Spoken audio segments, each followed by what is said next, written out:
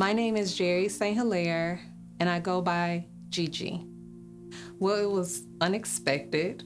I didn't know of any family history. It was the last thing on my mind. I've seen people go through it. I've had family, friends go through breast cancer.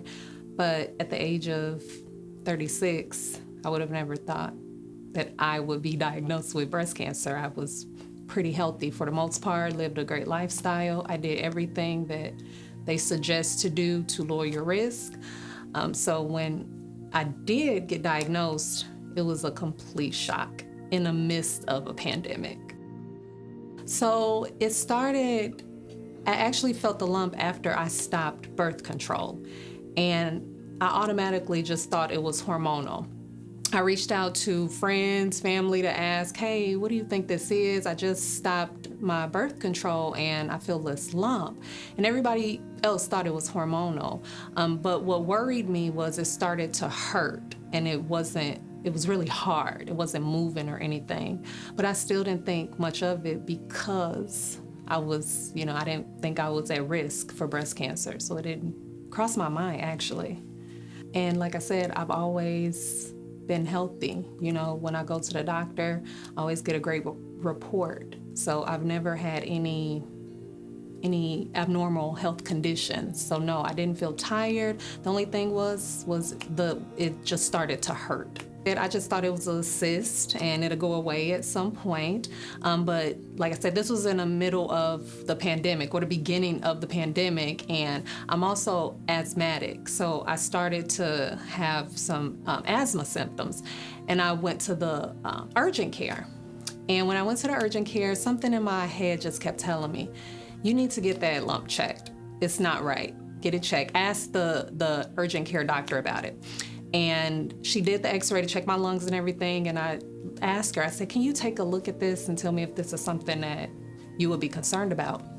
And she felt the lump and she said, you need to go get that checked immediately, like today. And I was like, you think it's that serious? And she said, you need to go get that checked. This is not something that you need to wait on. So my husband, then he was just my boyfriend. We actually moved to Texas in 2019, just started fresh all over. We just picked up and started our life here. And he had actually proposed in 2019. So we were engaged when I got diagnosed. And at that time, like I said, it was in the beginning of the pandemic, so it was just chaos when it came to school, jobs. Nobody knew what was gonna happen.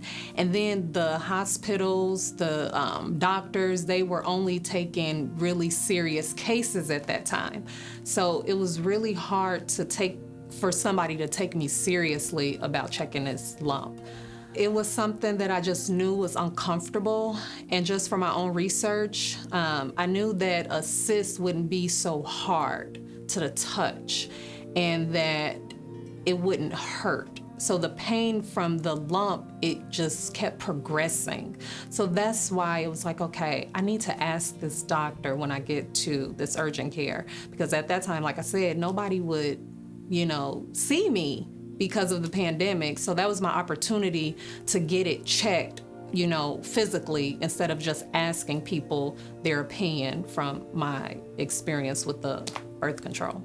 He pushed me, hey, when you go to the urgent care to get your lungs checked, you need to ask about that lump, because he saw the pain that I was going through, and he knew it just wasn't right either. And it like I say, it came out of nowhere. So yeah, he definitely played a part in pushing me to get that checked. So I leave urgent care and I look up primary doctors. No, I take that back. She actually referred me to a diagnostic facility. Okay. And at that time, they weren't doing any mammograms. So I had to pretty much push for it. And I had to get her to also push for it. So the urgent care doctor actually sent the referral for me to get a mammogram. We got to remember that we know our body, and our bodies are not the same as someone else's. And if someone tells you that you're too young or we don't think this is it, you still have to say, I need to get this checked. And if they just won't agree to do it, you got to go to somebody else. You just don't take no for an answer. So I go to the diagnostic place and they made me wait like 2 weeks or something. Or it was something like, oh, we'll call you when we're taking those type of appointments. And it was frustrating because at that time, I didn't have a primary doctor. I was new to Texas. You know, I didn't have a support system.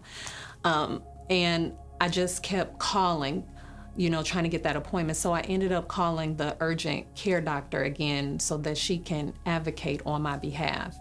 And I still had to wait because they weren't taking any patients at that time. So it took some help from the other doctor, but eventually they did get me in and they did the mammogram.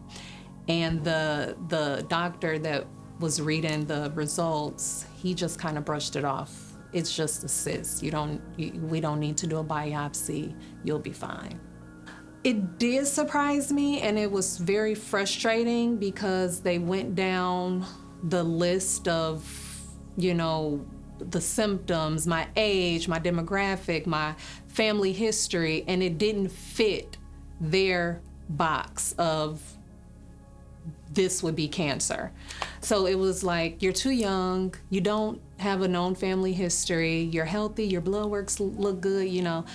I wasn't the candidate for breast cancer. So I went home, it didn't sit right with me, it didn't sit right with my husband, and I called the urgent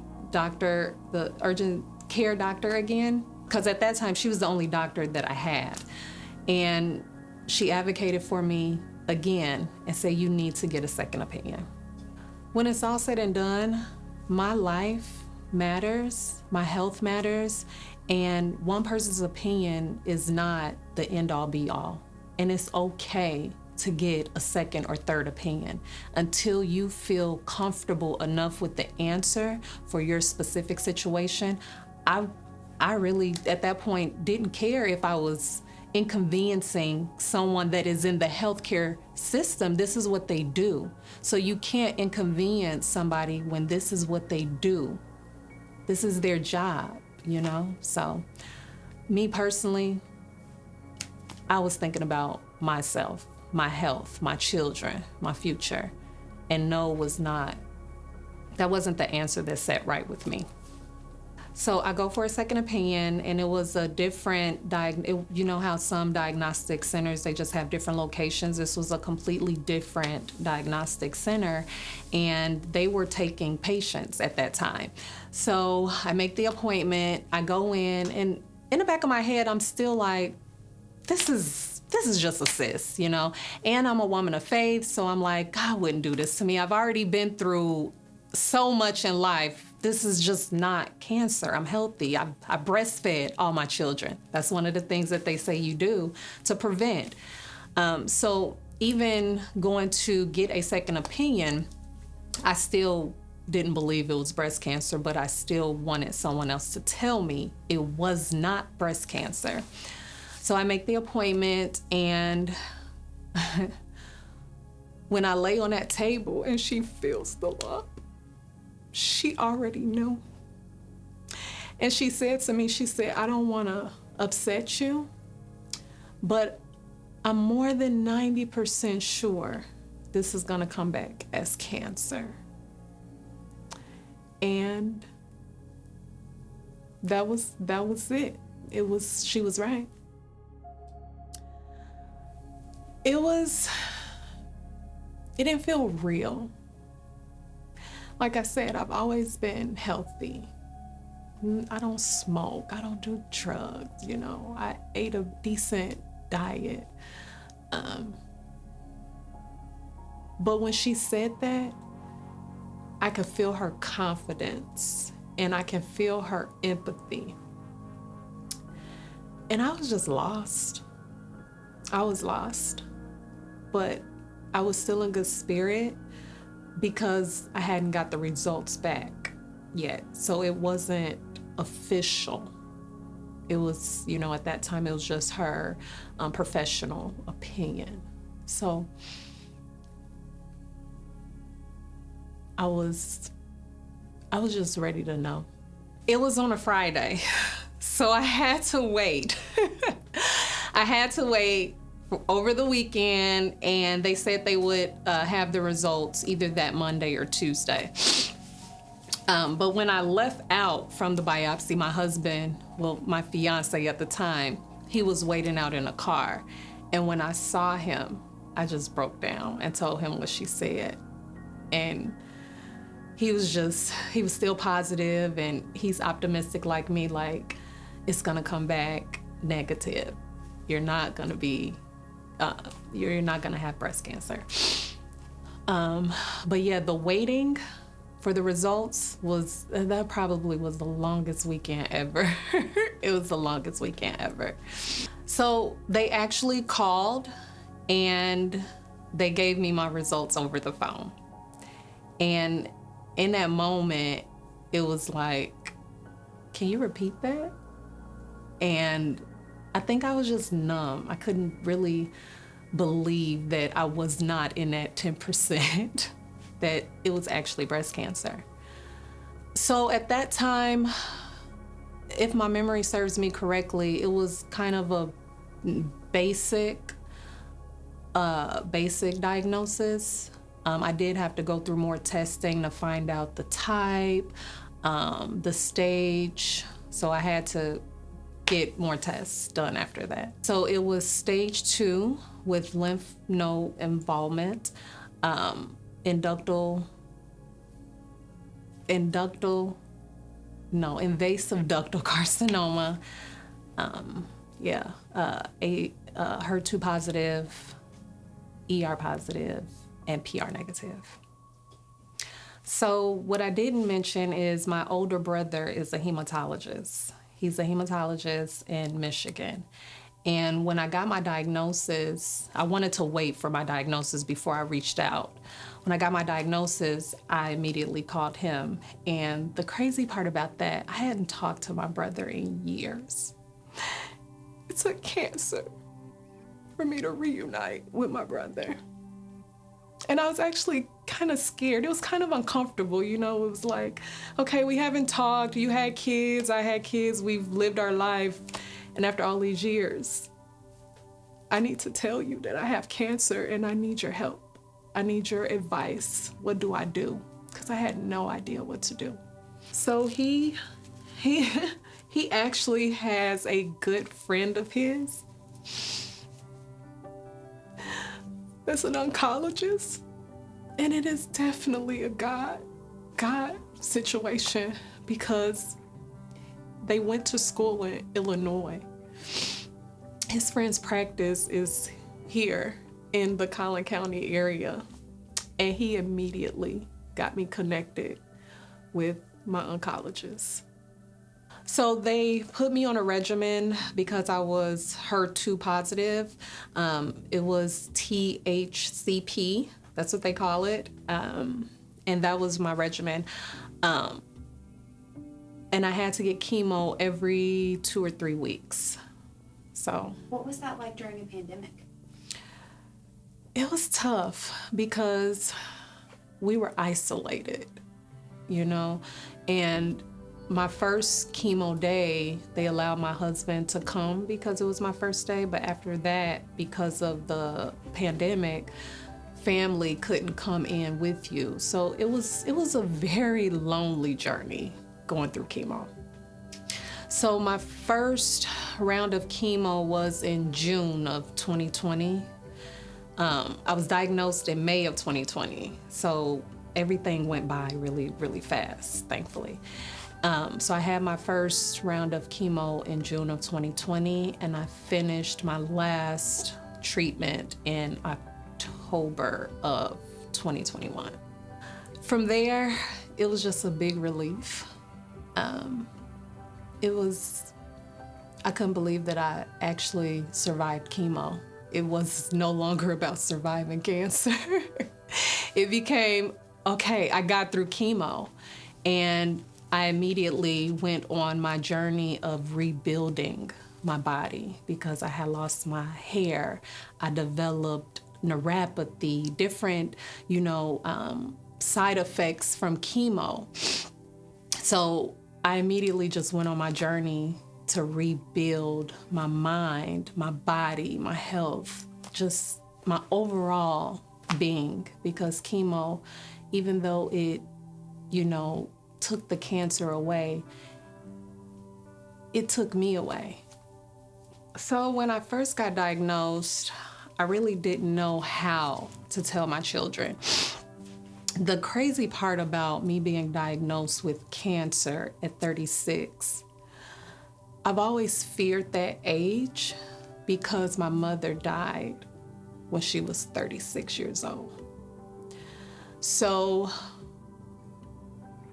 my whole life, that number always scared me. And to be told that you have cancer at the same age that your mother was when she passed away, it was unreal. It was really unreal. But my mother didn't tell me that she was sick until I watched her die. And I didn't want to do that to my children because I didn't know if I was going to survive or not.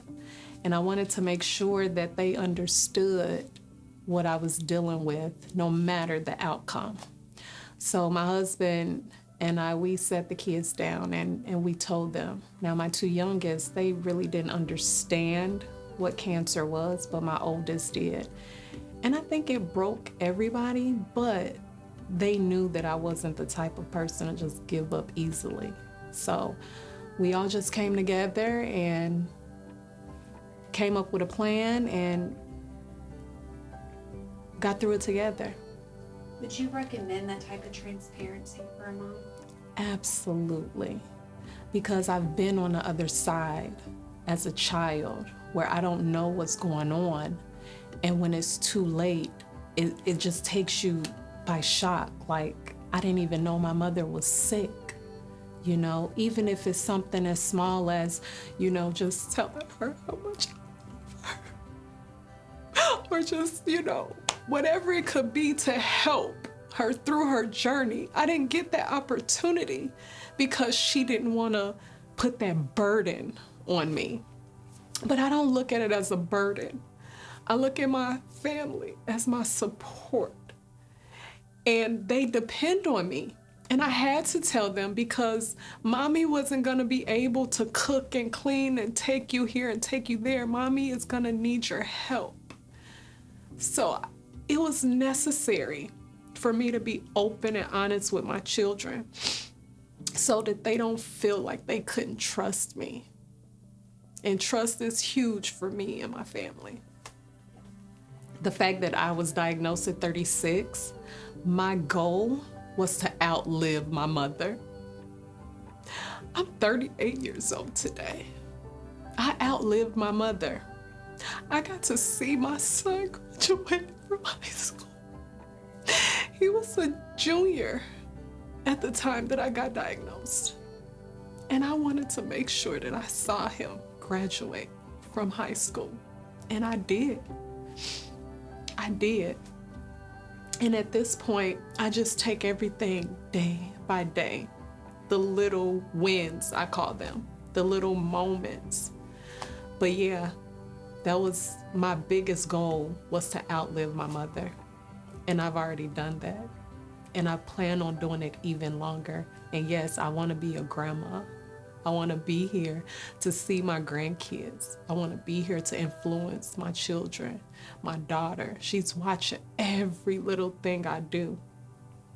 My boys do too, but my daughter, she imitates everything that I do. And there was no way that I was going to let my daughter see me give up.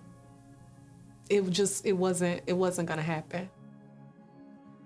Today, I'm first of all grateful. Gratitude for me is huge. I'm grateful that I'm here. I'm grateful that I don't look like what I've been through. It's so bad that when I tell people that I fought breast cancer, they don't believe me. They look at me and they're like, there's no way you went through all that. And I'm like, yeah, I did. And where I'm at today, I recently graduated from college. And that was a huge accomplishment for me, because even through my journey before breast cancer and through breast cancer, the surgeries, the chemo, the trauma, the mental trauma, the pandemic, I still completed my degree. And that's more than I could have seen during that journey. I didn't think I would be able to even be here doing this. I didn't think I would survive chemo. I got to the point where I understand why people say that they just don't want to go on. I've been there, where I told my husband, just let me die. This is too much, it's too hard. I couldn't see myself today. I could not see myself today. What would today you say to that broken you in that moment?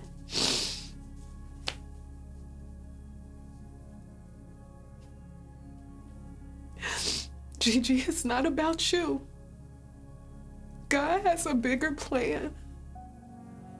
He has a bigger plan. It's not about you. You gotta do this for not only your children, but for other people that are ready to just give up. And that right there is more than enough for me to say, okay, I'm gonna keep going, because it's not about me. Without hope, I would be a lost cause. And without faith, I would be a lost cause. Because when I was first diagnosed, I was angry. I'm like, God, I've been faithful. I'm a good person. You know, it sounds cliche, but it's just the truth. And if I didn't have hope or faith, I would have given up. I would have looked at it as just a selfish way of going through this journey, because I would have made it about me. And just the fact that I'm here today is because I want to be that light. And people don't even have to know my name. I just want them to know that season that they're going through, it's just a season, and there is hope after breast cancer. Breast cancer is not always a death sentence. I mean, the reality is we're all gonna die at some point, but my purpose is gonna make a difference in how I go through this journey. And my purpose is to be the light of hope, to encourage women, to motivate women, moms, sisters, whoever they might be. We can get through this. We really can get through this. So I have a breast friend, and she's like a sister to me. I met her through an acquaintance when I was going through chemo and everything. I needed my support. I needed some type of support. No, I don't have family here outside of my husband and my kids. So I met her through an acquaintance, and we've just been like this ever since. And she's been coming to the support group for a while. And she invited me, and I was like, I don't think that's for me. I'm not ready, But one day she invited me, and I said, you know what? I need to start getting connected, because I actually have been dodging y'all for a while. I would get emails, and I even got a hope kit, but I didn't want to accept the reality that I'm part of this community. I didn't want to be labeled as a breast cancer survivor. And when she invited me this last time, I was like, you know what? It won't hurt to go and see what it's about. And y'all serve food. So that was, an incentive. And when I came and I saw the other women that were there, it was a relief because I didn't feel alone. I didn't feel ashamed or embarrassed. And I didn't feel like my identity was just a breast cancer survivor. And being with those other women and hearing their stories, it was really encouraging for me. And y'all have just been great. Like, I feel like I'm with family. I don't feel like, you guys don't treat me like a sick woman. You guys treat me like I'm family. And even when I share my story or introduce myself, everyone that I've met here tentatively listens. And that means so much. It's just not me passing by or, here's another woman that's going through cancer. Y'all really get personable with me. And that made a huge difference, a huge difference. It makes a huge difference just as humans when you can see that someone is not worried about something. So for example, if I come into a room full of women that have been diagnosed with breast cancer and I look sad, I look hopeless, I just don't look good, and it happens. It can discourage that group of women. But when you come into a room and you're vibrant and you're happy, even though you're going through it and you don't make it about you, it can give those women motivation, hope, just to put a smile on their face. If I can leave a room and I make you laugh or smile, I've done my job. Make you not think about what the current situation is, I've done my job. And that right there for me is gratifying, when I can just get somebody to laugh and they haven't laughed or smiled in so long because of their reality. So I came up with Breast Friend because it was like, okay, these women are gonna be like my best friends, but we all have something in common. We either don't have breasts, have one breast, but we all have something in common. We've all had breast cancer. So I just call them my breast friends or my breast sister. Well, one thing that I didn't take seriously before I got diagnosed was self-breast exams. I cannot stress enough, we have to do self-breast exams. It doesn't matter, shower, your partner, check your breast, check your body.